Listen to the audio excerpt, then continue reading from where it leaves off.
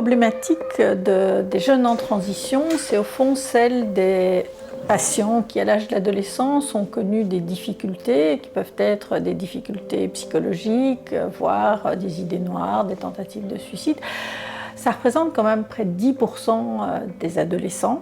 Et en fait, ces adolescents vont grandir, vont entrer dans l'âge adulte, et si des éléments de ces difficultés, qui peuvent aussi être des difficultés à l'autonomie, persistent, ils risquent de tomber un peu dans un trou au niveau de la dimension de soins, parce qu'il y a une mauvaise articulation à l'heure actuelle entre les soins en pédopsychiatrie et les soins en psychiatrie d'adultes.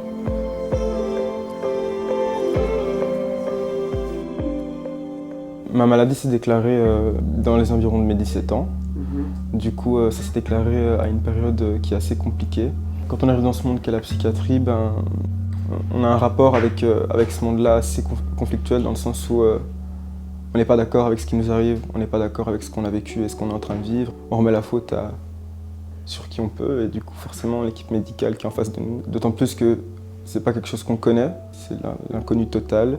C'est sûr que c'est plus facile d'accepter quelque chose et d'apprivoiser quelque chose quand on la comprend. À l'âge d'adolescence, il y a un déséquilibre entre le cerveau émotionnel et le cerveau rationnel. L'émotionnalité est beaucoup plus active, ce qui donne les passages à l'acte plus fréquents. On n'a pas la capacité de planifier ses actes, la responsabilité de ses actes n'est pas encore extrêmement claire. Et en plus, le cerveau est beaucoup plus sensible à tous les facteurs de récompense immédiats. Et c'est là qu'on dit que le cerveau est beaucoup plus sensible à toutes les substances toxiques, l'alcool, les drogues, les facteurs de récompense, avec la capacité de juger de ce que l'on est en train de faire qui reste encore un peu défaillant.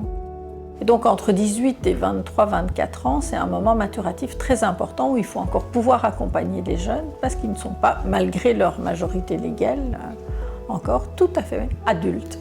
Bonjour docteur. Comment ça se passe ? Donc j'ai un fils Thomas qui a un parcours assez long déjà en accompagnement psychologique et qui tout récemment s'est mis lui-même en danger. Et donc, si vous voulez, un âge difficile pour quelqu'un qui sort de l'adolescence et qui doit se diriger vers l'âge adulte et qui est en manque de repères, en manque de confiance en lui, en ses capacités. Voilà, je vous en prie, rentrez. Je vous propose de mettre le casque. Ce bouton-là et ce bouton-là principalement. Je suis ravi et reconnaissant qu'il ait finalement pu trouver un lieu d'hébergement dans un milieu pour adolescents de son âge.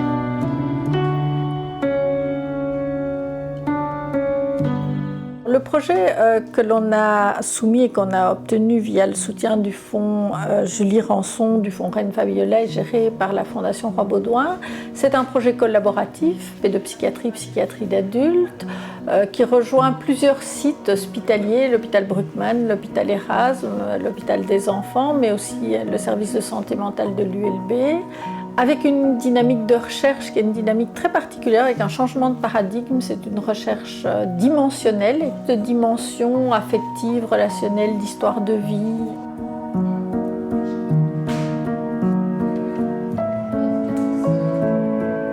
C'est assez extraordinaire de voir que les choses bougent rapidement, il y a des réunions qui se forment, des groupes de réflexion, des initiatives dans différents lieux pour ces jeunes en transition. Et on voit que les frontières se déplacent assez vite, donc c'est formidable.